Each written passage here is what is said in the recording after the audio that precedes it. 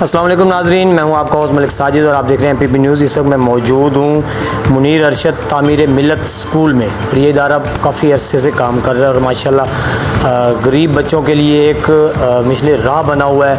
تو ہمارے ساتھ یہاں پر موجود ہیں میڈم شمیم بھٹا صاحبہ، جو اس ادارے کو اس وقت چلا رہی ہیں، ان سے ہم تھوڑی سی بات کرتے ہیں۔ السلام علیکم میڈم۔ وعلیکم السلام۔ میڈم سب سے پہلے تو مجھے یہ بتائیں کہ یہ ادارہ کب سے قائم ہوا اور اس ادارے کو اون کس نے کیا، کس کی سربراہی میں یہ ادارہ چل رہا ہے؟ یہ 28 سال ہو گئے ہیں، تو میں اس کی فاؤنڈر پرنسپل ہوں۔ تو جنرل وحید الدین ارشد انہوں نے اسٹارٹ کیا، ان کے بھائی کی ڈیتھ ہو گئی تھی بچیوں بیوی سمیت، انہوں نے ساری جائیداد ڈونیٹ کی ادھر۔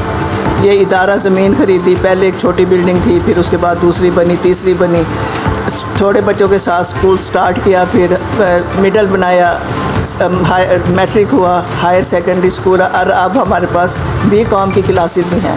اور اللہ کا شکر ہے کہ جب سٹارٹ ہوا تھا بچوں کو واش روم استعمال کرنا نہیں آتا تھا، سر میں ان کے جوئیں ہوتی تھیں، وہ ان کو جس طرح را میٹیریل ہاتھ آیا، اب اس وقت یہ ہے کہ ہمارے کسی بھی بڑے اسکول سے کم نہیں ہیں بچے ہر لحاظ سے، تو وہ ڈاکٹر بھی بنے ہیں، انجینئر بھی بنے ہیں۔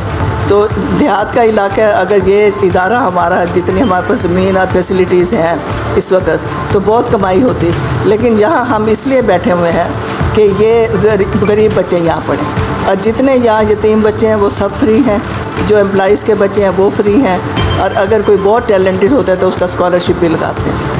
تو وہ ہماری یہ ٹرسٹ کے تھرو چل رہا ہے، تو ہماری جو سورس آف انکم تو ایک ہی ہے، فیسیں، تو وہ اس سے خرچ پورا نہیں ہوتا۔ وہ آپ نے دیکھا جیسے ادارہ ہے، اس کی مینٹیننس دیکھیں، باقی ساری چیزیں، تو وہ سٹینڈرڈ اللہ کی مہربانی سے ہم نے قائم رکھا ہوا۔ تو اس میں یہی کہتی ہوں کہ اس میں کسی اور کا کمال نہیں، اللہ کی مہربانی۔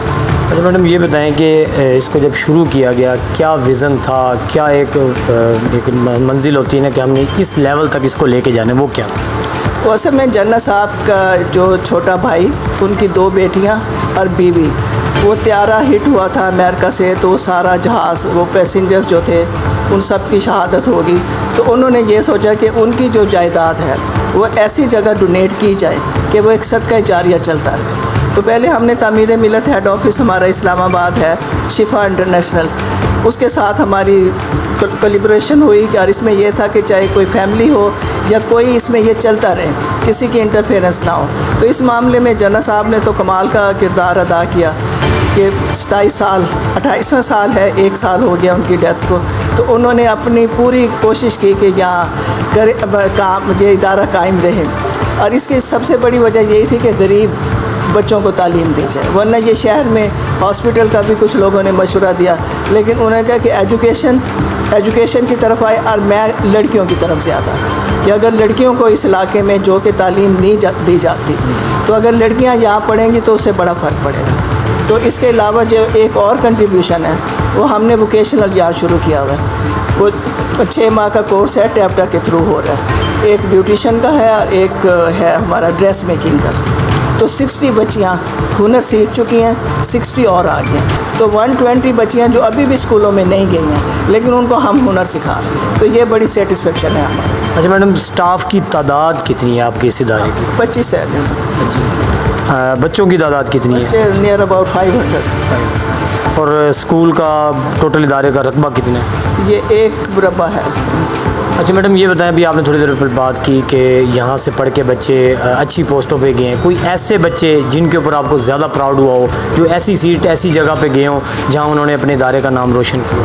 ہمارے آرمی میں بھی گئے ہیں، مطلب ڈاکٹر بن رہے ہیں۔ پھر یہ ہے کہ کوئٹہ ایسی جگہ ہے جہاں سے ہمارا بچہ وہاں سے بھی MBBS کر رہا ہے، اسلام آباد سے کیا، اور یہ خاص طور پر جب ہمارا 9th میں ہم آئے تو اس وقت ہمارے پاس 2 بچیاں تھیں، تو ان کے پیرنٹس کہتے تھے کہ ہم ان کو لڑکوں کے ساتھ نہیں پڑھا سکتے، لے جاتے ہیں، لیکن وہ لے کے نہیں گئے، تو ان کو ہم نے پڑھایا، میٹرک کیا انہوں نے، پھر پنجاب کالج سے اسکالرشپ پر انہوں نے پڑھا، اور اس کے بعد انٹری ٹیسٹ میں انہوں نے سویپ کیا، تو وہ ایک بچی بہاولپور میں ڈاکٹر بنی، ساری فیملی ڈاکٹر ہے، دوسری شیخ زید لاہور میں جاب کر رہی ہے۔ تو یہ ہمارا فرسٹ بیچ تھا جس میں 2 لڑکیاں نکلیں، اور باقی جو بچیاں ہیں، بچے جو ہیں جتنے یہاں سے فارغ ہوئے سب کی تقریباً جاب لگ گئی۔ ہاں کچھ بچے ایسے ہیں جو بیویوں کو پیارے ہو گئے، یہاں بڑا شوق ہے میٹرک کریں 8 بجے کہتے ہیں ماں باپ نے پکڑ کے شادی کر دی. کس سے کی ہے کہتے ہیں ہمیں پتہ نہیں, بس چاچے مامے کی بیٹی ہے. تو وہ کچھ بیویوں کو پیارے ہو گئے, باقی موسٹلی جو ہے اور یہ ساری سیٹسفیکشن ہے کہ میں ادھر 28 سال سے دیہات میں بیٹھی ہوں. اچھا میڈم, 14 اگست کے حوالے سے آج آپ نے ریلی بھی نکالی, ایک تو یہ بتائیں کہ اس ریلی کا مقصد کیا تھا, اور 14 اگست کے حوالے سے عوام کے لیے کوئی پیغام؟ پاکستان زندہ باد, پاکستان ہمارے, ظاہر ہے ہم اس کے لیے تن من دھن سے اس کے لیے تیار ہے قربانی دینے کے لیے. اللہ ہمیں توفیق دے. پاکستان بنانا بے شک بہت مشکل تھا, جو اب جو ہے صورتحال اس میں اس کو سنبھالنا اس سے بھی مشکل ہے. وہ ان لوگوں نے جانی مالو ہر چیز کی قربانی دی, بڑا مشکل تھا, آسان نہیں تھا, لیکن جس طرح بن گیا اب مجھے لگتا ہے کہ پھر اب جو ہے اس کو سنبھالنا جو ہے اس سے کم مشکل نہیں ہے. اس سے مطلب ڈبل, بس اللہ تعالیٰ توفیق دے ساروں کو کہ پاکستان کی محبت رہے.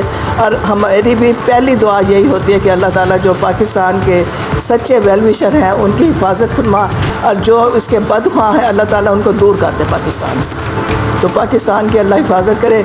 بچوں کو بھی یہی سکھاتی ہوں, اور میں یہ کہتی ہوں میرے بچے جو ہیں یہ میری فوج ہے, کیونکہ آپ نے دیکھا ہے ود ان مطلب ڈیز ہم ان کو بتاتے ہیں وہ پورا کام کرتے ہیں. تو ایک واقعی یہ ایک میری فوج ہے.